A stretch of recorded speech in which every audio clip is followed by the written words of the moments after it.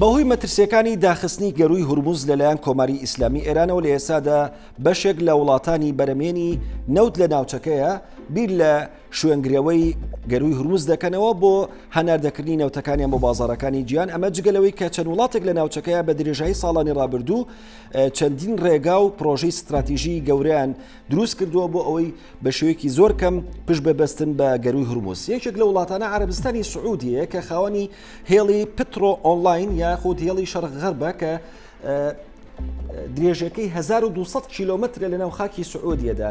ئەم هێڵی شەرق غەرب ڕۆژانە توانای گواستنەوەی بڕی 5 بۆ 7 ملیۆن بەرمیل نەوتی هەیە لە شێڵگە نەوتیەکانی یان بۆ ئەوە بۆ ڕێڕەوە ئاویەکانی دەریای سوور. هەروەها لە دوای سعودیە وڵاتی ئیماراتی عەرەبی دێت کە خاوەنی ڕێگا و هێڵی حەبشانە کە لە ڕێی حەبشانەوە ڕۆژانە توانای گواستنەوەی نزیکەی 1,800,000 بەرمیل نەوتی هەیە بۆ بەندەری فوجێرە لەوێش بۆ بازاڕەکانی جیهان.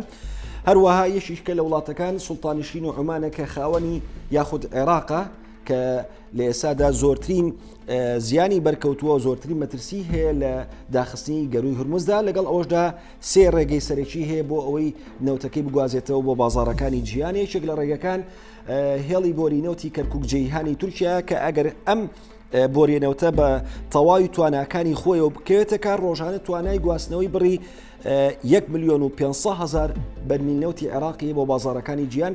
بەندەری عەقەبە توانای گواستنەوەی بڕی 1 ملیۆن بەرمیل نەوتی بەسڕی هەیە بۆ سەر دەریای سوور لە ڕێگەی وڵاتی ئوردنەوە. ڕێگەی گەشەپێدان تەریقە تەنمیەکێکە لە پرۆژە استراتیژیەکانی عێراق کە لە ڕێی هێڵی ئاسینەوە عێراق دەتوانێت لەم ڕێگەیشەوە بڕی 1 ملیۆن بەرمیل نەوت هەناردی بازاڕەکانی جیهان بکات. هەروەها سوڵتانیشین و عومان یەکێکە لە وڵاتانی کە خاوەنی دوو بەندەری سەرەکی ئەوانیش دوقم و سەڵاڵە کە ئەم دوو بەندەرە ڕاستەوخۆ ئەڕوانن بەسەر ئۆقیانوسی هندیە و ڕۆژانە توانای گواستنەوەی بڕی 1 ملیۆن بەرمیل نەوتیان هەیە.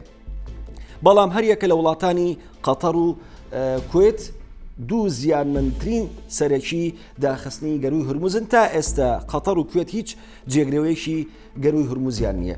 بەدەر لەم ڕێگە و بژاردانی کە باسمان کرد لەلایەن وڵاتانی ناوچەکەەوە ڕێگایەکی جێگرەوەی گشتی هەیە ئەوش ڕائس ڕەجاء ساڵحە کە ڕێگایەکی دەریاییە بەڵام چەندین گرفتی هەروە کێشەی هەیە. ئەم ڕێگایە یەکەم لە ڕووی درێژی ماوەوە کە 10,000 کیلۆمەتر گەشتی کەشتیە نەوت گوێسەرەوەکان درێژ دەکاتەوە. مەژوا دەکات ماوەی گەیشتنی بارە نەوتەکان بۆ وڵاتەکانی ئەوروپا یاخود بۆ بازاڕە جیهانەکان بە شێوەیەکی گشتی 10 بۆ 15 ڕۆژ دوا بکەیە. ئەمە ژواکات کە تێچۆکەی زۆر زیاتر بێ. هەروەها یەکێکە لە مەترسیەکان کەشوهەوای ناجیگیر و هەروە زریانە دەریایەکانە لە ناوچەکەیە.